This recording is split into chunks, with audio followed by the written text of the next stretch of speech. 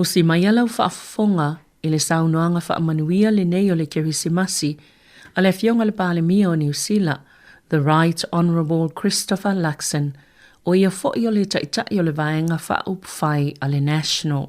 I genuinely hope people get a chance to refresh and recharge and to spend time with their loved ones and their family. You know, that's what it's all about. It's important you get to refuel and then come back for what will be a very big 2026. O le saunoanga whaamanuia le nei o le Kerisimasi, a le afionga i le komisina mawalunga o Samoa i New Zealand, His Excellency Afamasanga Whaamatala Tole Afoa. O te mua i whaatulou i o po ia Samoa, o oe le tonu o mona tofi. O po ia mau sā, o se ia ivivia, e le ngafa tauli maina e le leo. Po ia lava maina vavau si e o i le wha vavau. Po ia o aiga ma lātou tama fo i ma o lātou aiga. E ma malu i le usonga i atu mua ma pule, i tu au ma lātoua, aiga le tai ma le waa o whonu ti. O po ia fo i o le motu sasae, i a sua ma le vai whanua. Fo ma i tūlangi, sa ole ma sa le au mua, ma le lau niu na sae lua. Whātui o le motu, ma to'o o le whale ula. Tulona fo i opa ia wha le tala le lei. E le mabalu o leo whaira aluenga le atua, ma o lātou whale tua, o loo whale le balu. E tua fia o Aotearoa, o no le whola whalaina o le tala le lei, ma le whia ngalo le atua. Tulona lava. Ua toe nei o se anga o la tātou tū vai a tu lea i le whai unga o le nei foi tausaga. Ai le gātei lea o le whai no waina o le Kerisimasi ma le Tausaga Fou, ma e whawhitai ai le siu whafonga o le Laumua, mo le nei awano tāua wa lagona ai se leo le tātou o fisa hai komisina i Aotearoa, a o tātou sauni atu i mālolonga o Kerisimasi ma le Tausaga Fou, pei o na māsa ni ai. Mo muai o na tātou sii a e whaatasi. Le me inga ma le whawhitai. I lo tātou watua, i lo nā lofa, ma lo nā ngalelei. Ma lana tausinga ua moni mai ai. Loutou i soi fua ma sa mātou wola. E le tau whai unga le nei tausaga. Ma e mua i whapea atu ai. Ua whamalo le whalau. Whamalo le ngā lulue pūno wai tiuta ma tofi o wala au ina ai. Whamalo le tau wata i ngā luenga le lei. Hawa le ati nae o aiga e ka le sia a fio anga manuu a e tailale si o tātou malo o tuto tasi. E avea ai se leo le tātou o fisa ma fafonga o le tātou malo. Wali atu ai le angara whawhitai ma le whamalo i lau tau whae aea i le ingoa Sāmoa. Le ingoa tātou te wha me melo ma mita o mai.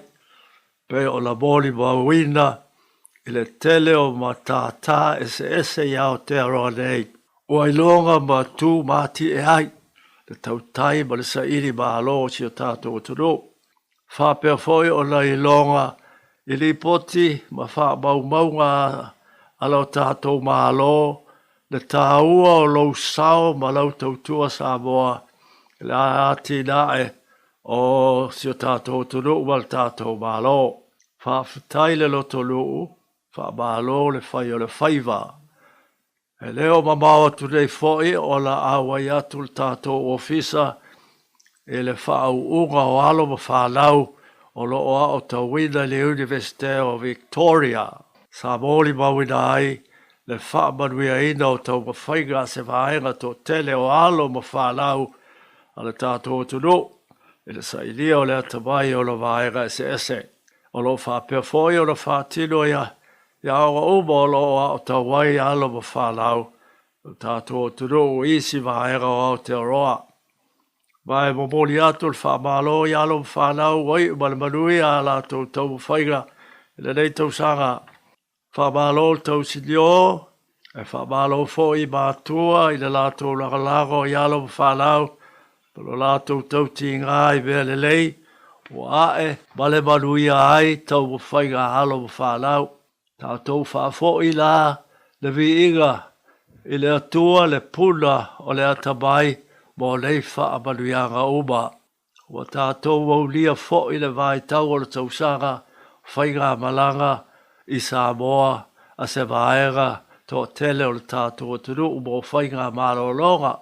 Ma le awa iatu I maafutanga ainga manu. Talo, ia aga le leile atua, ma ia tau lau o le wha moe moe le manuia, ma le saoga le mū. Whainga tāle I aso e pei o le tātou mōri mawina, le si taua ma le whewai vai a I o mālo, ma atonu o le laulangi. Ai le gata I lea, a o bala wha ana atura, wa lama ti ai le sio maga ma le soifua, o le swinga o le tau o le laulangi. A tātou whaaftai ai o lo tō while mū pēr o tātou I tū laulangi, masi o tātou o tunu, ma whaasa oina mai le mawafa, o lei mawhatianga ma whaafita auri. Ki whawangaina fo le awanoa e boli atuai, le whamalo ma le whaaftai laulolago ma lau whae Samoa, le tātou ofisa o le High Commissioner I Aotearoa nei. Laulolago ma le whae o mafua, o lau sila lava le tātou malo, le tātou watunuu, ma Samoa o lo tāpua ia mai au whaiva, ma se mātou au naga. E le lava le toloa ai ma au le vai, pei o lea muahangana, ua tātou māsani ai. Ai o tātou waunea mai nei fōi tu aso, o wha manuianga o le Kerisimasi Tausaga Fou, pai fia whaonga I na aile nei awanoa, a o alo atu le tātua tunu mo whainga mālolonga. E ma mori atuai alo whaanga ma whaamanuianga, mai a teau, ia male au whainga aluenga, alo tātou ofisa High Commissioner, o Kerisimasi manuia ma le fia, ma se Tausaga Fou file mū, ma le saoa le mū, e le mabalu o si o tātou tunu o alala mpapa au, I so o se tuli malu a Aotearoa. Ia malutia pēr loutou soifua, ma sa mātou wola I au alofa o le tātou o tua, o lo tāpuai, ma whaavai ai, Samoa, ma lona malo. Ai mōle nei teimi, wha soifua ia, ma ia manuia.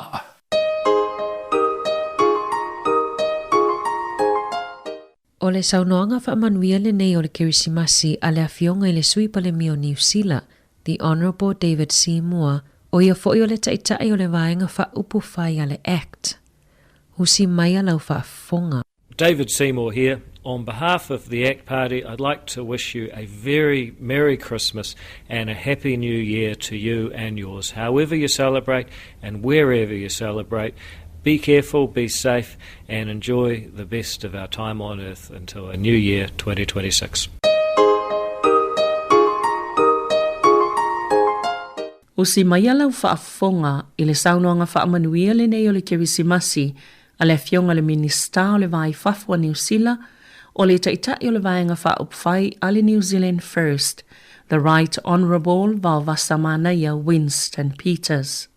As this year draws to a close, the New Zealand First Team wants to extend warm seasons greetings and a Merry Christmas to each and every one of you. Christmas in New Zealand has its own character. It's not a time of snow, but of sun. And it's in that summer sun that we find our own unique Kiwi traditions. It's the brilliant red of the pahutakawa blooming along our coasts. It's the crack of the cricket bat hitting the ball in our backyard. It's the smell of the barbecue, taste of pavlova, maybe the Christmas pudding, shared with the ones that we love. Most importantly, Christmas is a time for family, friends and faith. A time to pause and to reflect on the blessings we enjoy. The greatest of which is being right here in God's own country, this island nation in the South Pacific called New Zealand. Whether you're spending time at home or enjoying our great outdoors, take the time to relax and recharge for the new year. We live in a great country. A Kiwi Christmas and New Year means spending time with the people we love, in the places we live. Keep safe, and from the team at New Zealand First, we wish you a very Merry Christmas and a Happy New Year.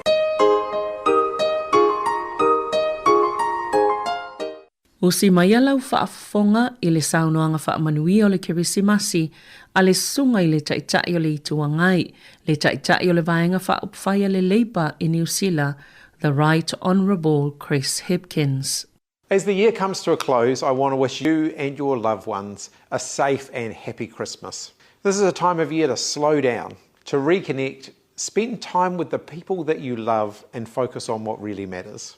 So to everyone working through the holidays, in our hospitals, our emergency services and across our communities, a very big thank you. Your work makes a real difference. It's been a pretty tough year. We've seen division stoked, jobs cut, tens of thousands of our loved ones forced overseas.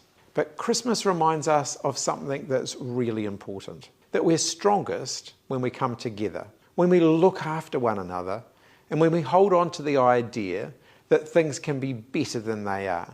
So wherever you are, I hope this summer brings you rest, joy, and renewed hope for the year ahead. I'm looking forward to seeing you all next year.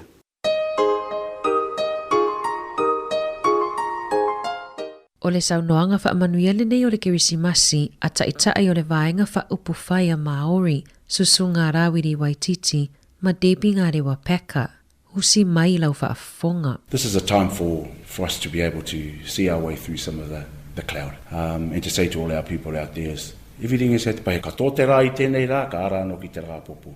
The sun will set today and it will rise again tomorrow. Unplug from everything that distracts you, look up and enjoy the moment with your whānau, with your environment, with your community. And while you're unplugging, make sure you take time to check in on those who may need you. O le saunoanga whaamanuia le nei o le Kerisimasi a le awhionga I le taitai o le vaenga whaupu whai a le Green o Aotearoa I New Zealand, the Honourable Marama Davidson. Usi mai lau whaafonga.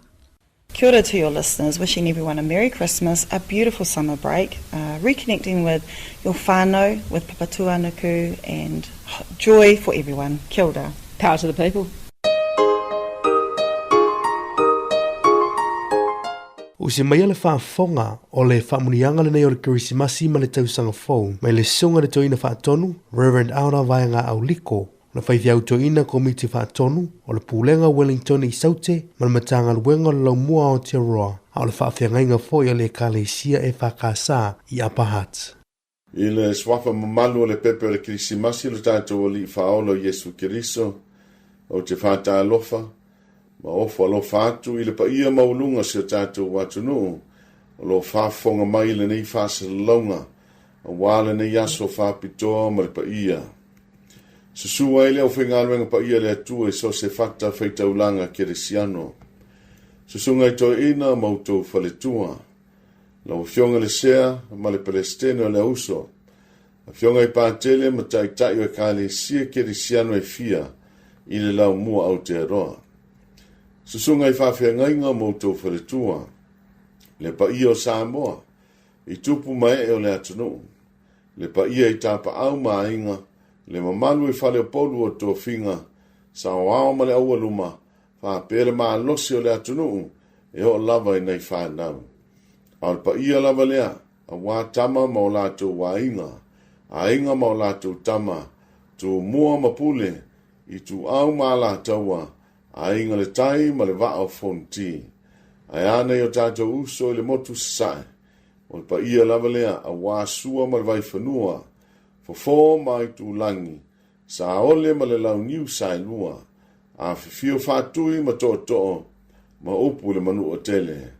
Wha mālo le soifu manuia ma le langi e mātafi. O lea wa whaifo le nā loa. I lona tau ngā mutia le lei. Ina wa maumali atu le tau lau mea. Wa fati ta oto fo I auma fati lo le vasa. Ina wa atu we le whanga I pa au. Ma wa e sangi nu le lei le folaunga. Le atua e o malo ua whawhetai. O le nei wa tauta ia e le folaunga Sāmoa. i le tafa mālama o lou lelei. A wā wa whawhao le vao mala, ai wholau manuia le vao manu. Wa tepa i nei ula, ma wa tangai ula. Wa tātou sapi le malu ta wifo, ma tiu le māta ngō fio le atua fōfua. O le māta i sau o le fōfuanga, o le atua apere amo, o Isako ma Iakopo, o le atua Sāmoa. O ia sa tui matangi ono, e whātonu wholau la tātou sāwalinga.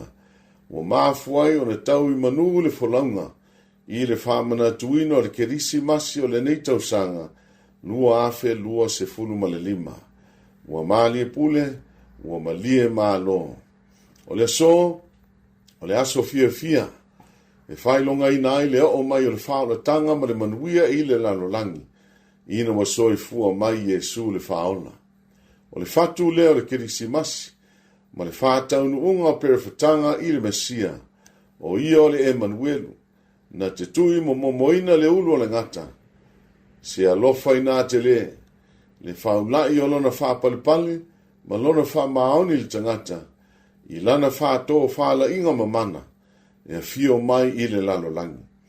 Le tala lei na whailoa e angelu i leo maa moe, i le soifua mai o le li whaona. Aua tau te whewhewe, o te watu ia te utau le tala le lei, e oli aino uma, o le aso nei wa whana wai ia te utau, i le aia tā vita le whaola, o ia o le keriso le alii, o le viinga le atua i mea apito alunga, ma le manuia i le lalolangi, i ta ngata walofa ngia e ia. Samoa e, o le tatalo, ia whamanuia te le atu le atua, ma ia tausi ia te oe, ia whama lama ina le ali ona fofonga ia te oe, ma lofa hatu ia te oe, ia whasanga mai le ali ona fofonga ia te oe, ma tuina atu ia te oe, le manuia ma le file mu. Ma ia maa ua ma le tina, whamanuia te le atu le Kerisimasi, i se o mātou au lotu e whakasa apahat. Whapea sunga i whawhia ngainga ma wharetua, ma au lotu e fitu o le mātou pūlenga Wellington i saute. Tai nane lau sunga le toina vai la au ma le wharetua i apea nina, lau a fionga le nfotasi o le matanga luenga sa alu ma lau wharetua, whapea sunga i whawhia ngainga ma wharetua, ma le mamalu o le matanga luenga, Laumua Aotearoa. Whamanuia atu foi le Kerisimasi i le ali pule ma le aufenga luenga o le siu fonga le Laumua. Ai meise lava le whafonga anga a Sāmoa i le nei taia. I au tau maua se Kerisimasi fia ma le file mu ma se Tausaga Fou tumu i manuia o leli. Ono Jesu le pepe le Kerisimasi. Amen.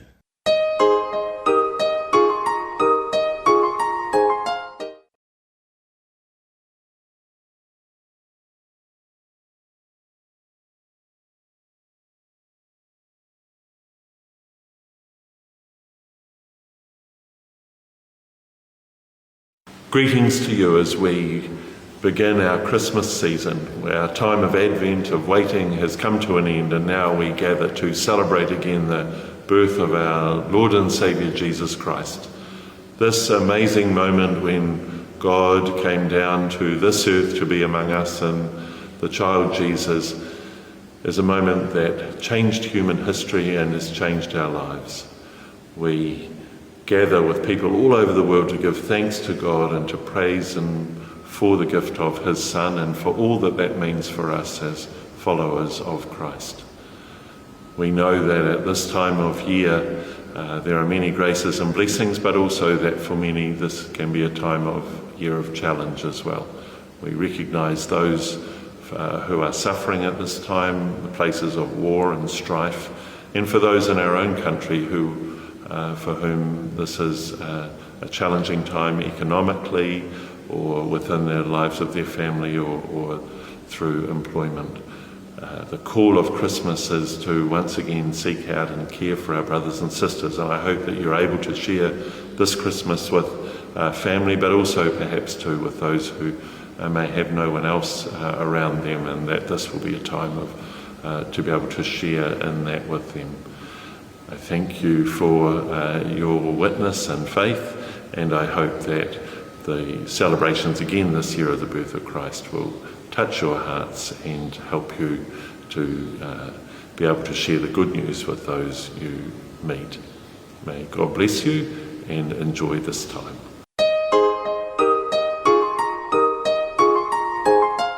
O si mai alau whaafonga o le whamunianga lenei o le Kerisimasi ma le Tausaga Fou. Mai le sunga le apostolo, Reverend Talosanga Kome, o le taitai o le Kalesia, Assembly of God, Church of Samoa, o le whaithiau a le Kalesia, Assembly of God, Church of Samoa, i Porirua. Tula ia, i nā malama ia. Wā wo o mailo malama. Wā lua e fo i le pupula o le lii i o runga. O le malama moni lea. Na te wha malama ina tātou umalawa. I lona maliu mai i le larolangi. Sa i le larolangi o ia. Na ia fo ia fo i le larolangi. Ai le i loa o ia i le larolangi. Na maliu mai fo i o ia i lona lava nuu o Israel. Ai le Italia o ia e ona lava tangata. Samoa e. I tātou talia o ia ma whātua tua i lona suafa. E a vea ai tātou ma whānau a lea tua. O mo ngā lofa, ma whāmanianga o le Kerisimasi ma i le si ufonga o le Laumua i Wellington.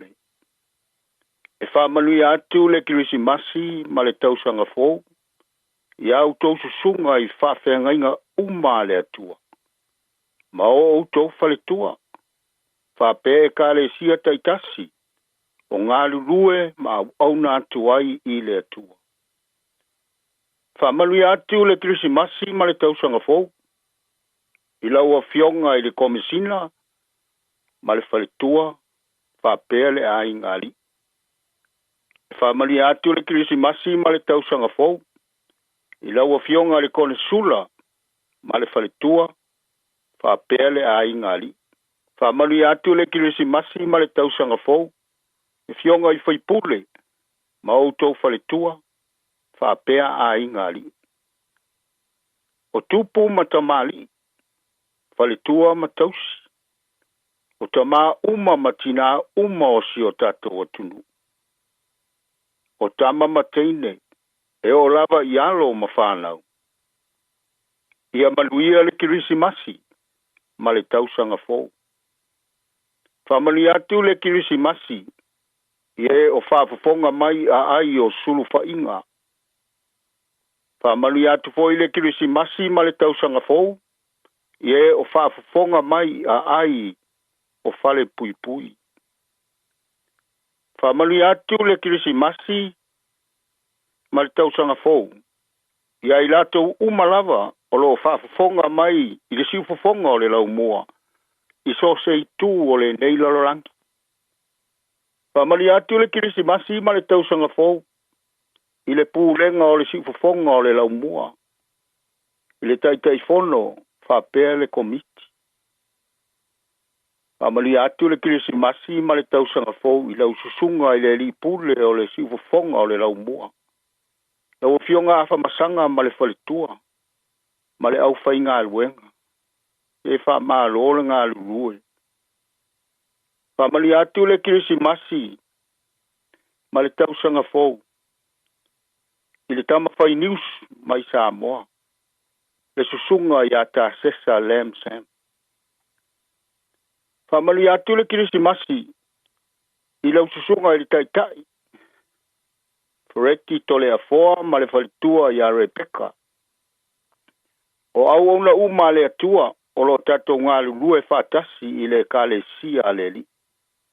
Pa maa lo ngā lulue o whai wina fo i ngā luenga o le Tausanga. Whamani atu le Kerisimasi ma le Tausaga Fou, i le Kalesia aleli o lo maa ngā lulue ai Porirua. Whaftai anga le lei i a Yesu malana whaortang. Samoa, ia whamanuia oe le lii, mana tausi a te oe, Ia whamalama ina le li i ona fufonga ia te oe. Malo fatu ia te oe. Ia whasanga mai le li i ona fufonga ia te oe. Matu ina atu ia te oe le manuia. Ia manuia le Kerisimasi ma le Tausaga Fou.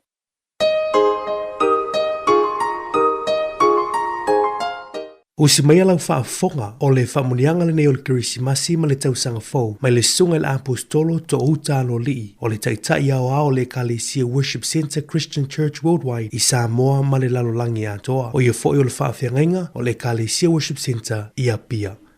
Patalo fatu le swafa Yesu Keriso le tato li faola. Aftai le atua o tato au lia mai Kerisimasi. Malo for soifua. I just want to greet everyone in the name of our Lord Jesus Christ. We thank the Lord by His grace. We are here Christmas, and I wish you all blessing of the Lord through this Christmas and also for the coming year. Yeah, wherever you're listening from, I wish you all the blessing of Christmas. Ata lofat fo'i le tātou ngaluenga Worship Center Worldwide, a fai fo'i e wha mai. Ia lau whainga luenga, to ina te akono, ia maise lo le Kalesia. Aftai le tua taitai mai alo tō soifua. Ia ile nei Kerisimasi, ia o le tatalo, ia whamanuia le tua ia te oe malo ainga. Ia a maise fo ile tāpena pena atu mo le Tausaga Fou. Ia maua se Tausaga Fou manuia. Ia iai le puipuinga le tua ia te oe malo ainga. Ia sauni Kerisimasi, ia o se avanoa nei ua whamanuia mai ai le li pe o le upo le angelu foi mai au to te matata o le aso nei wo fana wai le ayo tavita lo o to faola le li o Yesu Keriso ia o se momo onga lea ma se tatalo ia e moli atu ia te oe le nei lava i tula ia alofa te atu i le swafa Yesu Keriso amen amen. O le saunoanga whaamanuia le nei o le Kerisimasi a le awhionga i le tamaitai whaipule o le palemene o New Zealand o le whaipule o le itu malo mana, the Honourable Pesita Barbara Edmonds, usi maia lau whaafonga. Malo le soifua manuia, it's Barbara Edmonds here, your Member of Parliament for Mana. I just want to wish you and your ainga a manuia le Kerisimasi ma le Tausaga Fou, sending you all of our good Lord's blessings for the year ahead. Thank you for listening to Sāmoa Capital Radio and for your support and encouragement throughout 2025.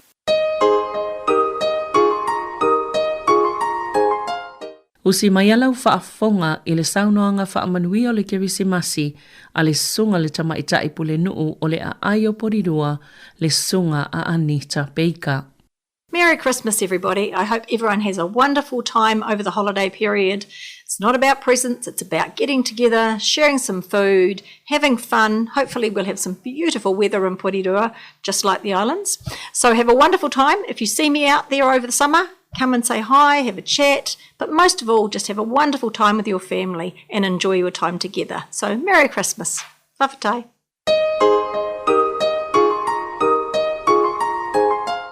O si mai le whaafonga o le whamunianga le nei o le Kerisimasi ma le Tausaga Fou, mai le sunga le teitei fono o le komiti whaafoi o le siufonga o le Laumua, le sunga ia le atau le sā ken a kui. E mua i whaasangi ma whaapolo i le tapa au le langi.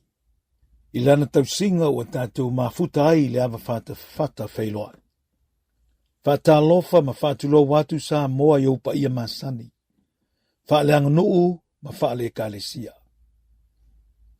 Tulou malai ma maota tau ave o Sāmoa i tutonu o so o se tafa Wellington ma New Zealand nei. Whaatalofa whaapito atu i lau whainga renga pa ia le atua. I so o se whaitau langa. O lo no manua wa Sāmoa mo atai au. Matapu ia whaivo la tātou leiti o. Whaafitai te talo. Whaatalofa alo ia tu fo i le te mao le atunu. O le sui va ia o le whainga malo tu to atasi o Samoa. Lawa fionga le komensina sili o Samoa i New Zealand. Afa masanga fa matala to le foa. Malau masiofo, Philippa. Whaatalofa atu, i tapa au ma inga tulotoa ma fule loa. Fale tua matausi sa ao ma au manga, ai ale tinifu. O tau sā, o pa ia le popo o le pae le solo, au le mua e wha solo. Tulau na lava. E whai au masui o le komiti wha foe le tiu fongo le Laumua. O lau wala leo, ala ata, wha fonga masilasila. E whai asina upu, e mamori atu sa afi ma moonga. O la tātou leiti o, mo le whai uina ngā luenga o le luafi lua lima. Mua, whaafitai le atua mo lana tausinga, ta iala ma le musunga, wa whaataunu ina i tiute me whaiva o le au whainga luenga ma le komiti whaafoe, ta lolo pa ia o le atua. Lua, whaafitai tere le au whaafonga, au sila, ai maise le au whaasoa. Mo lau tapua inga au alo whaiva lau si ufonga le lau mua iona whaiva tautua. Talo sia sa sua mili lau whaafonga sila, si u leo ma le taulangi lau whaasala lau, ma maua se to manga se wha au mamoli atu. Tolu, whaafitai tere lau e fionga le li pule a whamasanga te alu molesi. Mo lau tautua ma lau fina ngalo sa ili, ma whaataua nau o apolo kalama, ma au wala e wha le leia atiri eli si ufonga le lau mua. Whaatumu pia lau utu, au wau whaiva mo Samoa. Whaapea le tau fio fino la tangana, e ala le tautua, ai maise wha lau iloa e fisosoani le malu o Samoa. Ma lo whai o le whaiva. Whaafitai tele lau whainga luenga ngā lue, a fionga te maitai sa Avelina Kasiano, ma ana wha solo. Sunga le au hao tu fue fiso. Sunga le whaifi au au talavou, Mari Whaivalu. Tasi Mayava, Yeremia Jerry Tapu Manaya. A fionga lau ano ati i lawa. Muriai ai le lasi. Whaafitai atu li sunga le toia ina ta sesa lam sam. O lo whaafuea, maia tātou whaasalaunga mai lo tātou ofisa i Samoa. Ma lo whai o le whaiva. Whaafitai atu fo i lau whai polokalama o lo tautu atu. E ala i so se proklame ai maiselan tātou wha ili Sāmoa Capital Radio Band. Lau whionga le teitei wha ili. Bafusuanga whaafitai salanoa. Sui teitai sua pe telo sangato. Ia sua malia pea i le whaafonga o tau si fonga malau tau tau langi. Whaafitai pese. Whaafitai le tāpena. Ma lole ngā lue ma le loto te tele. A wale whenga iai malu i tau ai maise le tau si o tula fono mta iala ale si ufonga Laumua. Ma lo tau tua. Ia, muli le whaafitai le komiti whaafoe. Ia, lau fionga le sui teitei fono tau ta li tasi tiu malu. E fionga le whailautusi sua ta vanga a Felese wala. Fionga le teutupe le atinganga Jason Tualima. Ma le fionga atofa soa fole whaafitai mo le whaasoa. Whaafitai mo le whetufai. A wā le pule whaamalumalu la tātou le tio. Whaafitai tele. Awa no fo'i e whaamawhana whanatu i ainga whaavauvau. Ono ainga e pele o to e sea. O nisi fo'i o ilantou o woma maia la tātou le tio. Whaamaise atu le nganga. Ia, Samoae, tālo sia sa autu sa itoa i lau sila fonga se tau ma whainga lau ala leo. A whaina lango mia le whale lau sila. Ona se tau ma whainga vai. A whaina lango mia le whale i lau whaafonga. Ona se tau ma whainga vai. Ma tu te talo atu. Ia nātia mala nai toa manu i sau tau fina ngalo. Ia, manu te leina le Kerisimasi. Tātou whailoa i fia ma le Tausaga Fou. Soifua.